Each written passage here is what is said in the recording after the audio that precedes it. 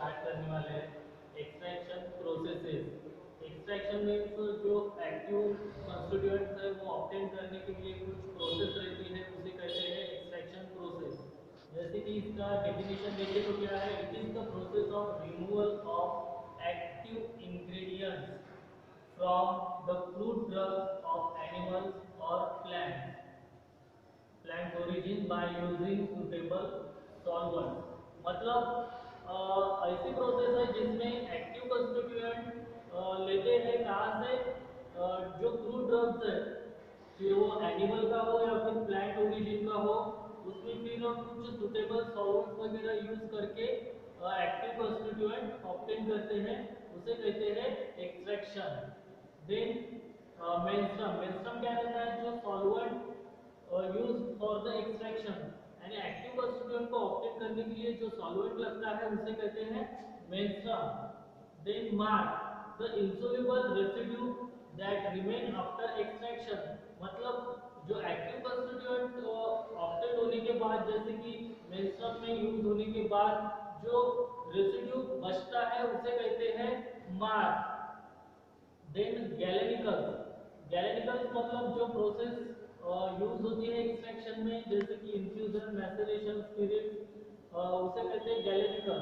मतलब the extracted standardised preparation, तो उसके एग्जांपल्स हैं इन्फ्यूजन, मैसेरेशन, स्पिरिट, एलिक्सर, जिसमें अल्कोहल वगैरह यूज होते हैं, ऐसे प्रिपरेशन उसे कहते हैं गैलेनिकल्स।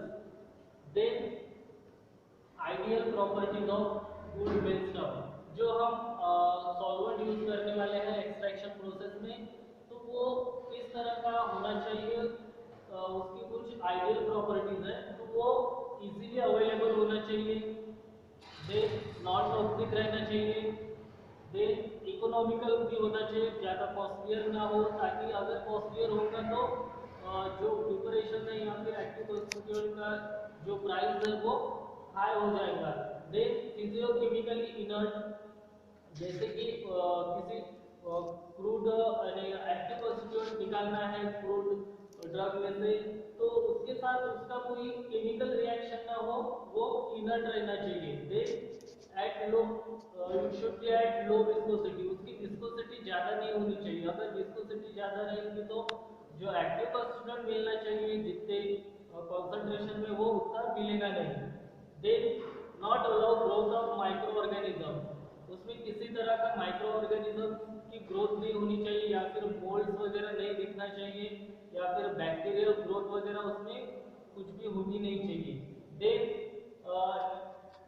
It should be good and specific solvent for constituent present in drug, मतलब जो जिस फ्रूट ड्रग में से आपको एक्टिव कंस्टिट्यूएंट ऑब्टेन करना है, उसके लिए वो स्पेसिफिक रहना चाहिए, जल्दी से उसमें डिजोल्व वगैरह होके यानी जितना अमाउंट में चाहिए उतने अमाउंट में वो मिल सके। ये है प्रॉपर्टीज ऑफ गुड मेंस्ट्रम, या फिर उसे कहेंगे सॉल्वेंट जो एक्सट्रैक्शन प्रोसेस में यूज होता है उसे कहते हैं मेंस्ट्रम, और ये इसकी प्रॉपर्टीज है। जैसे कि अभी मेंस्ट्रम में जनरली यूज होने वाले सॉल्वेंट्स है वाटर, अल्कोहल, ईथर और क्लोरोफॉर्म। ये जनरली मैक्सिमम जो एक्टिव कंस्टिट्यूएंट है या फिर एज अ मेंस्ट्रम करके एक्सट्रैक्शन प्रोसेस में यूज होने वाले सॉल्वेंट्स हैं। देन पहला हम देखेंगे वाटर एज अ मेंस्ट्रम। तो ये क्या होना चाहिए, it should be good solvent for constituent such as carbohydrate, tannin, proteins, glycosides. जैसे कि ये जो मेंस्ट्रम हम यानी वाटर एज अ मेंस्ट्रम या फिर सॉल्वेंट करके करेंगे, तो वो जनरली कार्बोहाइड्रेट, टैनिन, प्रोटीन्स या फिर ग्लाइकोसाइड्स जैसे क्रूड ड्रग्स है उसको उन क्रूड ड्रग्स में से एक्टिव कंस्टिट्यूएंट निकालने के लिए एज अ मेंस्ट्रम करके वाटर ज़्यादा सुटेबल है, क्योंकि इसके एडवांटेजेस क्या है, ये एक तो चीप है यानी सस्ता है, कहीं पे भी मिल सकता है वाइड सॉल्वेंट एक्शन है, देन नॉन टॉक्सिक है, उसका केमिकली इनर्ट है बोल सकते उसको, या फिर नॉन टॉक्सिक है, उसका केमिकल रिएक्शन नहीं होता है। देन मेन पार्ट है इसका नॉन इन्फ्लेमेबल है, अगर उसको हीट भी करेंगे तो वो उसमें यानी इन्फ्लेमेशन लेकिन इसके डिसएडवांटेजेस भी है कुछ। क्या है? It should make interfere with clarity of preparation. कोई कोई केसेस में क्या होता है कि जो सॉल्वेंट मिला है या फिर एक्टिव कॉन्स्टिट्यूएंट का जो सॉल्वेंट मिला है उसमें इंटरफेयर कर सकता है, तो उससे क्या होगा, उसमें फर्मेंटेशन होने के चांसेस होते हैं सॉल्वेंट में, या फिर डिकम्पोजिशन की प्रोसेस हो सकती है। देन कुछ कुछ जो सॉल्वेंट्स में ये हेल्प करता है for the growth of moulds and bacterial growth के लिए ये हेल्प भी करता है। देन इसमें क्या होता है, causes hydrolysis of many substances. उसके बाद can not dissolve fatty substances. इसमें अगर आप फैटी सब्सटेंसेस होंगे जैसे कि वैक्स वगैरह हो गया, तो वो वाटर में डिसॉल्व नहीं होते, ये है इसके disadvantages. Then alcohol as a menstruum करके अगर यूज करते हैं या तो सॉल्वेंट करके यूज करते हैं, तो क्या है, ये अल्कोहॉइड ग्लाइकोसाइड वोलाटाइल ऑयल जैसे सब्सटेंसेस के लिए ये गुड एंड अच्छा सॉल्वेंट है या फिर अच्छा मेंस्ट्रुम है। देन इसके एडवांटेजेस क्या है, moulds and bacteria can not grow in solution. इसमें जो 20% से ज़्यादा कंसंट्रेशन वाले अल्कोहल में यूज करते हैं, तो उसमें मोल्ड्स या फिर बैक्टीरिया की ग्रोथ नहीं होती है सॉल्यूशन में। जैसे हमने देखा है कि वाटर में क्या है,